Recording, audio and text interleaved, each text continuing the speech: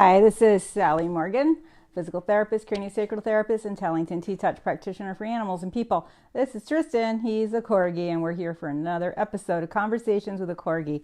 And today we're going to continue with our discussion about different modalities and their role in end-of-life issues and or hospice care and crossing the Rainbow Bridge. Danny, it is cold and snowy where you are again. She's in South Dakota. The snow is finally melted here, and I am so happy because I can see my yard again. It was very soon. In fact, they were interviewing people on the Weather Channel this morning in Buffalo, and they said they've never had weather like this at this time of year.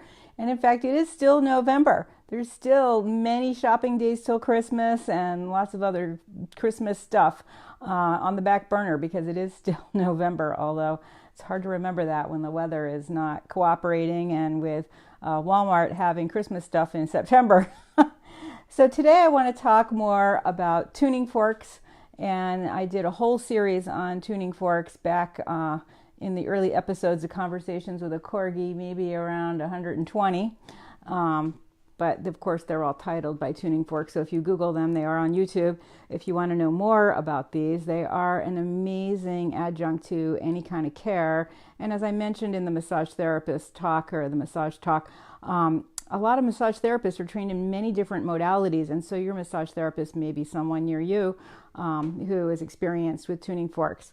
So one of the things that happens in the end-of-life process or during hospice care is that the chakras start to shut down, starting at the bun's end and working their way up to the crown chakra, because that's our connection to the divine. That's the last thing that we need on this earth plane before we travel to another place. And the tuning forks have been very popular for use with the chakras in many different traditions. And so using them at end-of-life issues makes perfect sense. And there's a couple of different ways to do it. I don't use them on the body so much during transition and end-of-life. I use more the sound of them. And to that end, I use this set of tuning forks. Let's see if I can lift them without dropping my Corgi. Oh, the double terminated crystals making a run for it. So this set of, what are they, 8 tuning forks, and they are not weighted on the end. So when I pull one out, you'll see. And these are corresponding to what I consider the chakras, the 8 chakras in animals. Remember, they have an extra chakra at their shoulder, which is their heart, in the area of their heart, but a little bit behind that. And that is their connection to humans. And my friend Marguerite Coates has written about this in her books, if you want to look it up. And she's a British Reiki animal teacher, travels around the world. So what I would do if I had an animal in his last weeks or days of life is use these tuning fork sound over the areas of the body that they correspond to. The bigger forks correspond to the deeper chakras in the body, the root and the sacral chakra. And remember from our prior discussion about tuning forks, what they do is create a vibration that creates resonance in the body. So your body wants to vibrate at the same frequency as what the tuning fork is.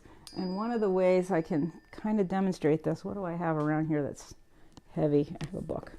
So I have a piano next to me. You'd think I was a serious piano player, but I'm not. So if I hit the piano with a book, which I don't recommend, can you hear that vibration in the piano? The strings are vibrating with it, and they keep vibrating. So the same thing happens. You probably just heard a bang because, you know, the mic is way over here. But when these vibrate, the body wants to vibrate with it, just like the strings in the piano. And when I'm like vacuuming and I hit the piano, it does actually emanate a pretty sound of the strings vibrating. So these tuning forks make a different sound if you hit this one on that one, or that one on this one. They're a little different. So, and see how the animals, they really love listening to them. So what I would do if I was working with an animal near the end of his life in transition is use these forks over the chakras that they correspond to, striking left on right and right on left as I make my way up through this pack of chakras, of tuning forks. And these tuning forks, I think they're the planetary tuners. The first one is a D 288 hertz, and this one is a 256 hertz. And they go all the way up, poor Tristan, he's scared because I hit the piano, to a C 512 hertz, which is a lot lighter sound. I'll try to strike it. See, it's much higher. Now, when I've used these with animals near the end of their life, they really, really, really enjoy the sound. It brings them a sense of peace, and you can see it kind of clearing and smoothing the energy around the animal during that process. So I use those.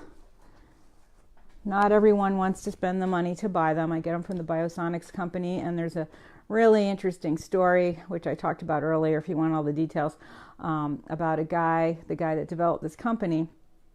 And he had been in a one of those like isolation chamber type things where you can go into a very dark, quiet place and you can't hear anything except your own body. And he became aware that his body was vibrating. I'm sorry, Tristan's shaking. He's scared from the piano striking. You can hear the vibration in your body in those sensory deprivation chambers. So he was a musician and he knew that it was a sound of G. And so he tried to get tuning forks in different frequencies. And he was driving up to a place near Albany, New York, near me, where they actually make tuning forks, which they use to calibrate the radar detectors on police cars to detect speeders. And he was pulled over for speeding. And the cop saw the tuning fork on his seat and asked him what the heck he was doing. And when he explained it, he's the one who clued him into where the tuning forks are made. And that's where our forks come to this day. So there's quite a history with these. It's all one thing leading to the next. So this little bag contains angel tuners. These are very high frequencies. And dolphins really like them. Every animal likes them. Cats really like them.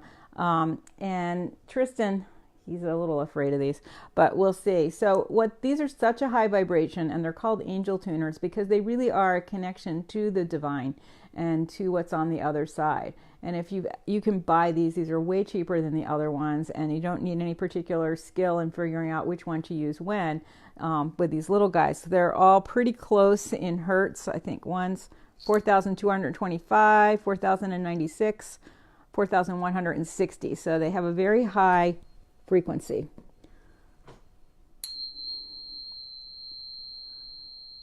And you can hear that overtune when they get each other vibrating together after the initial strike.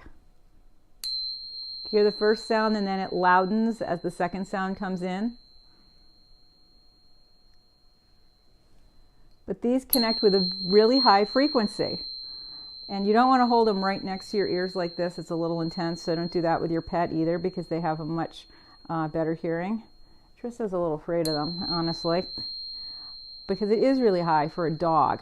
Now, if an animal is in the process of crossing the Rainbow Bridge, these are going to be comforting, not so scary as they are to Tristan. I know it's loud on your little corgi ears.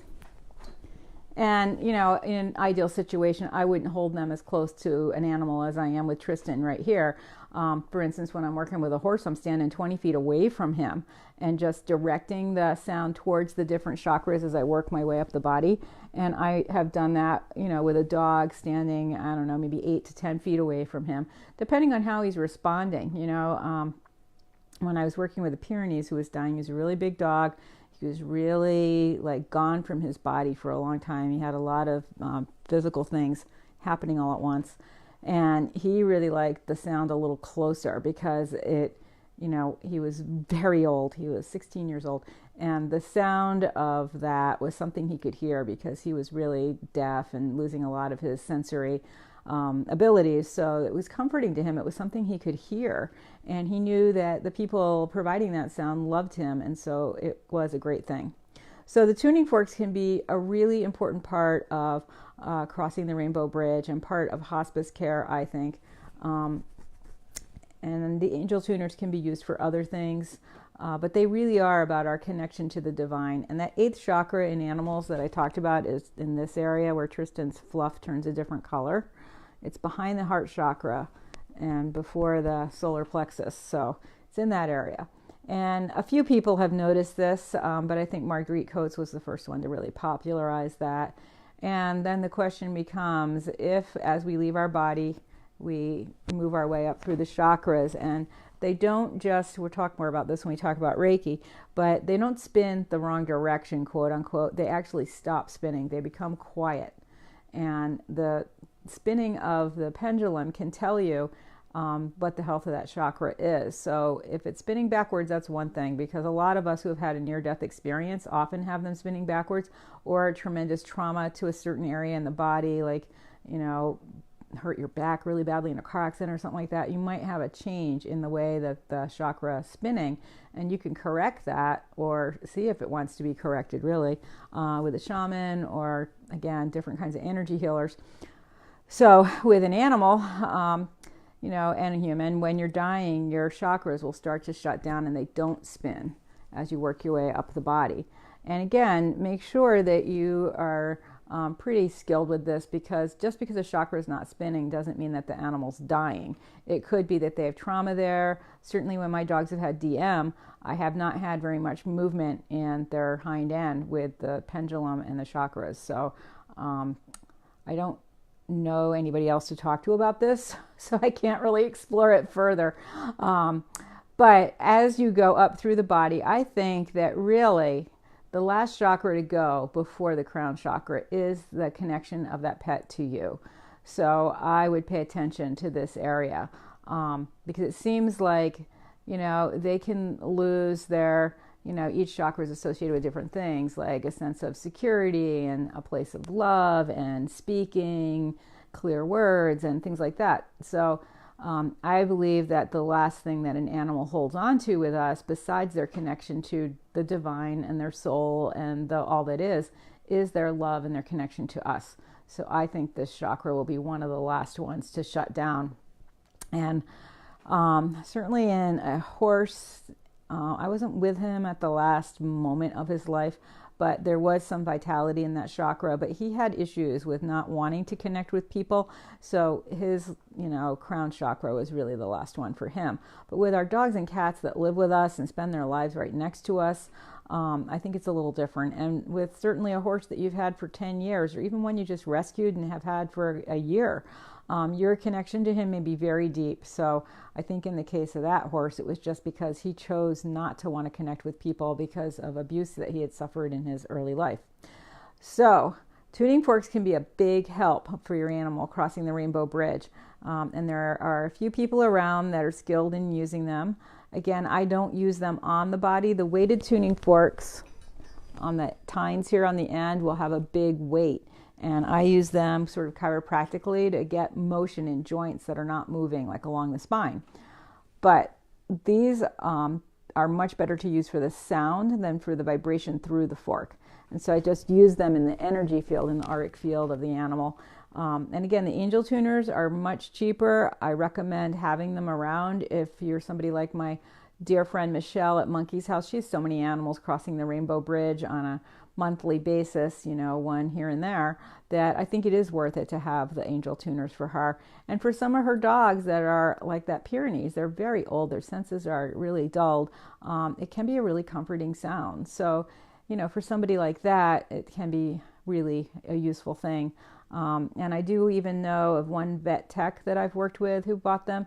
And, it's very hard in a traditional vet's office. She works in one of those big facilities owned by a corporation, but she carries I think just one angel tuner in her pocket when they're putting animals down, and she plays it for him after everyone's left the room, and she has to take him out of there unless the person takes him home. And I think that's really a kind gesture on her part and a really great way to use these. So thanks for joining us for this episode of Conversations with a Corgi. We'll be back tomorrow for another look at some other modalities for hospice care and end-of-life issues. Probably we'll talk about T-Touch tomorrow. Saturday, I remembered, I will be over at the TED Talks all day. So I don't know that I'll be able to do this. I might bring my equipment along and see if I can snag somebody in the hallway that did a talk last year and interview them about the experience. I'm sure the people doing talks that day, as I was, do not want to use any words that are not written in their talk, because the memorizing of 20 minutes of a talk is very difficult. They had a lot more time this year than we did last year. We only had a month, and usually people will spend like 9-10 months developing a TED Talk. So it's a miracle. The whole thing was a miracle. So I will be there on Saturday, and then we'll be back here on Sunday. So I will see you tomorrow. Everybody have a great day. Stay warm. Remember, it's still November. Thankfully for a few days for me.